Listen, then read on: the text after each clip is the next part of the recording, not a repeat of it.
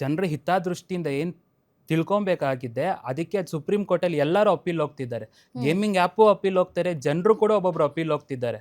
ನಮಗೆ ಇದು ಆಟ ಆಡೋಕ್ಕೆ ಚೆನ್ನಾಗಿದೆ ಅಂದಾಗ ಇವಾಗ ಅಲ್ಲಿ ಇಲ್ಲಿಗಲ್ ಅಂತ ಹೇಳ್ಬಿಟ್ಟು ಇವರೇ ಹೋದಾಗ ಅದು ಕಾಂಟ್ರವರ್ಸಿ ಆಗಿಬಿಡುತ್ತೆ.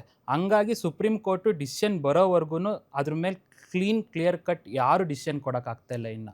ಎಕ್ಸಾಕ್ಟ್ಲಿ. ಈಗ ನೋಡಿ, ನಾಟ್ ಓನ್ಲಿ ಮನಿ ಇನ್ವಾಲ್ವ್ ಇರುವಂತಹ ಬೆಟ್ಟಿಂಗ್ ಆ್ಯಪ್ಗಳು ಒಂದು ಕಡೆ ಆದರೆ ರೋಹಿತ್ ಅವರೇ, ಕೇವಲ ಒಂದು ಮನರಂಜನೆಗಾಗಿ ವಿಶ್ರಾಂತಿಗಾಗಿ ಆಡುವಂತಹ ಕೆಲವೊಂದು ಆಟಗಳು like PUBG, call of duty ಅಂತನೋ, ಫ್ರೀ ಫೈರ್ ಅಂತನೋ.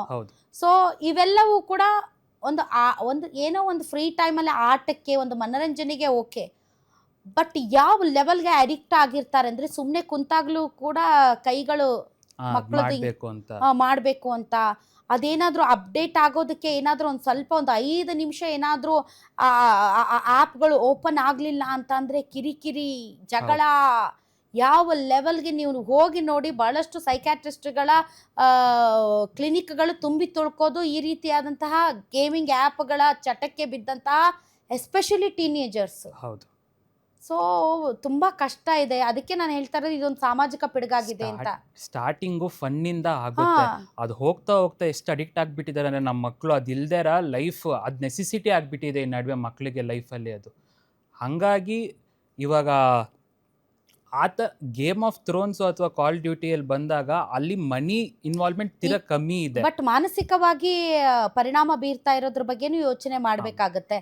ಯಾಕಂದರೆ ಟೀನೇಜರ್ಸ್ ಎಸ್ಪೆಷಲಿ ಟಾರ್ಗೆಟ್ ಇದು ಯಾರಿದ್ದಾರೆ ಆಡಿಯನ್ಸ್ ಅಥವಾ ಏನಂತೀರಿ, ಅವರು ಜಸ್ಟ್ ಟೀನೇಜರ್ಸ್, ಒಂದು 12 ವರ್ಷದಿಂದ 20 ವರ್ಷದ ಒಳಗಿನವರು. ಸೊ ಹಾಗಾಗಿ ಅದು ಒಂದು ಕಡೆ, ಇದು ಒಂದು ಕಡೆ. ಬಟ್ ಯೂಶಲಿ ನೋಡೋದಾದರೆ ಈ ಲಾಟರಿಗಳು ಅಥವಾ ಈ ಥರದ ಗೇಮಿಂಗ್ಗಳು ಇವು ಗಂಡ್ಮಕ್ಳಿಗಷ್ಟೇ ಸೀಮಿತ ಅಂತ ಅಂದ್ಕೊಂಡಿದ್ವಿ. ನೋಡಿ, ಕಾರುಣ್ಯರಾಮ್ ಅವರ ಸಹೋದರಿ ಸಮೃದ್ಧಿ ರಾಮ್, ಅವರು ಕೂಡ ಈ ರೀತಿಯಾದಂತಹ ಆ್ಯಪ್ಗೆ ಬಲಿಯಾಗಿ 3.5 ಕೋಟಿ ರೂಪಾಯಿ ಅಂದ್ರೆ ಸಾಮಾನ್ಯ ಹಣನ ರೋಹಿತ್? ಇಲ್ಲ, big amount. Not only Karunyaram ಅವ್ರ ತಂಗಿ ಅಂತ ಹೇಳ್ತೇನೆ, ನನ್ನ ಕಲೀಗ್ ಒಬ್ರು journalist, very good friend of main. ಈಗಲೂ ಅವ್ರ ವಿಚಾರ ನೆನಪಿಸ್ಕೊಂಡ್ರೆ ನಂಗೆ ಅಳು ಬಂದಂಗೆ ಆಗುತ್ತೆ. ಅವರು ಕೂಡ ಅದೇ ವಿಚಾರಕ್ಕೇನೆ ಸುಸೈಡ್ ಮಾಡಿಕೊಂಡ್ರು. It depends on mental. ಅವ್ರಿಗೇನು ಅನಿಸುತ್ತೆ, ಇಲ್ಲಿ ದುಡ್ಡು ಹಾಕಿದ್ರೆ ಬೇಗ ದುಡ್ಡು ಮಾಡಿಬಿಡ್ಬೋದು ಅನ್ನೋ ಇಂಟೆನ್ಸ್ನಲ್ಲಿ ಹಾಕ್ತಾರೆ. ಅದು ಎಲ್ಲೋಗುತ್ತೆ ಅಂದರೆ ಅವ್ರು ಕ್ಲೀನಾಗಿ ತಿಳ್ಕೊಂಡಿರಲ್ಲ ಯಾವುದ್ರ ಬಗ್ಗೆ. ಕ್ಲೀನಾಗಿ ತಿಳ್ಕೊಂಡು ಮುಂದೆ ಹೋದಾಗ ಇದ್ರಾಗ ಬರುತ್ತಾ ಇಲ್ಲ ಏನು ಅದನ್ನು ಕ್ಲೀನಾಗಿ ಮಾಡ್ಕೊಂಡು ಹೋದಾಗ ಎಷ್ಟೊಂದು ಆ್ಯಪ್ ಇರೋದೇ ಫ್ರಾಡ್ ಮಾಡೋಕ್ಕೋಸ್ಕರ. ಇವರು ಅದಕ್ಕೆ ನೋಡ್ದೇರ ಹಾಕಿದಾಗ ದುಡ್ಡು ಕಳ್ಕೊಂಡ್ಬಿಡ್ತಾರೆ ಎಷ್ಟೊಂದು ಜನ. ಈ ರಮ್ಮಿ ಆ್ಯಪ್ಗಳಂಥವು ಅವರು ಸಂಕ್ರಾಂತಿಗೆ, ಯುಗಾದಿಗೆ, ಆಡುವಂತಹ ವ್ಯಕ್ತಿಯ ಬರ್ತ್ಡೇಗೆ ತುಂಬ ಅತ್ಯಾಕರ್ಷಕವಾದಂತಹ ಗಿಫ್ಟ್ಗಳನ್ನು ಮನೆಗೆ ಕಳಿಸ್ತಾರೆ. ಹೌದು. ರಮ್ಮಿ ಆ್ಯಪ್ ಬಂದ್ಬಿಟ್ಟು it's a game of skill. ಅವರು ಹೈಕೋರ್ಟಲ್ಲಿ ಹಾಕೊಂಡಾಗ ಅವ್ರಿಗೆ ಬಂದಿರೋ ಕೋರ್ಟ್ ಆರ್ಡರ್ ಏನಂದರೆ ದೇ ಆರ್ ಲೀಗಲ್ ಅಂತ rummy app. Because it's totally depend on the skill. ಒಬ್ಬ ಮನುಷ್ಯಂಗೆ ಕಾರ್ಡ್ನ ಯಾವಾಗ ಪ್ಲೇ ಮಾಡಬೇಕು ಅನ್ನೋದು ಗೊತ್ತಿದ್ರೆ ಅವ್ರಿಗೆ ಈಸಿಯಾಗಿ ವಿನ್ ಆಗ್ಬೋದು ಅಂತ ಅವರು ಪ್ರೀಡಾಮಿನೆನ್ಸ್ ಟೆಸ್ಟಲ್ಲಿ ಪ್ರೂವ್ ಮಾಡ್ಕೊಂತಾರೆ. ಕನ್ನಡದಲ್ಲಿ ಏನಂತಾರೆ ಹೇಳಿ ಇದು ಕಾರ್ಡ್ಸ್ ಆಡೋದಕ್ಕೆ? ಜೂಜು. ಇಸ್ಪಿಟ್. ಈಗ ಯುಗಾದಿ, ದೀಪಾವಳಿ ಸಂದರ್ಭದಲ್ಲಿ ಇಸ್ಪಿಟ್ ಆಡಿದ್ರೆ ಪೊಲೀಸರು ಬಂದು ದನ್ನ ಹೊಡೆದು ಅರೆಸ್ಟ್ ಮಾಡ್ತಾರೆ. ಅದನ್ನ ನೀವು ಮೊಬೈಲಲ್ಲಿ ಆಡ್ಬೋದು, ಅದು ಸ್ಕಿಲ್. ಆವಾಗ ಅದೇ ನೀವು 4-5 ಜನ ಸೇರಿ ಆಡಿದ್ರೆ ಅದು ಇಸ್ಪಿಟ್ಟು, ಅದು ಕೆಟ್ಟದು, ಅದು ಕಾನೂನು ಬಾಹಿರ. ಅದೇ ನೀವು ಮೊಬೈಲಲ್ಲಿ ಆಡಿದ್ರೆ ಅದು ಸ್ಕಿಲ್ಲು.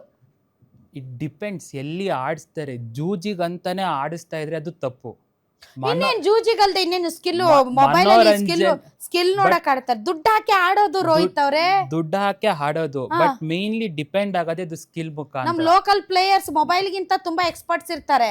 ಹೌದು, ಬಟ್ ಎಲ್ಲಿ ಆಡ್ತಾರೆ ಅನ್ನೋ ಡಿಪೆಂಡ್ ಆಗುತ್ತೆ. ಅಂದ್ರೆ ಮೊಬೈಲ್ ಅಲ್ಲಿ ಆಡಿದ್ರೆ ಲೀಗಲ್, ಎಲ್ಲಾದ್ರೂ ಕುತ್ಕೊಂಡು ಆಡಿದ್ರೆ ಅದು ತಪ್ಪು. ಯಾರಾದ್ರೂ ಆಡಿಸ್ತಾವ್ರ ಬೇಕಾಗಿ ಇವಾಗ ಒಂದೊಂದ್ ಕಡೆ ಮೀಟರ್ ಬಡ್ಡಿ ಕೊಟ್ಸ್ಬಿಟ್ಟು ಆಡಿಸ್ತಾರೆ, ಅಂತ ಕಡೆ ಆಡೋದು ತಪ್ಪು.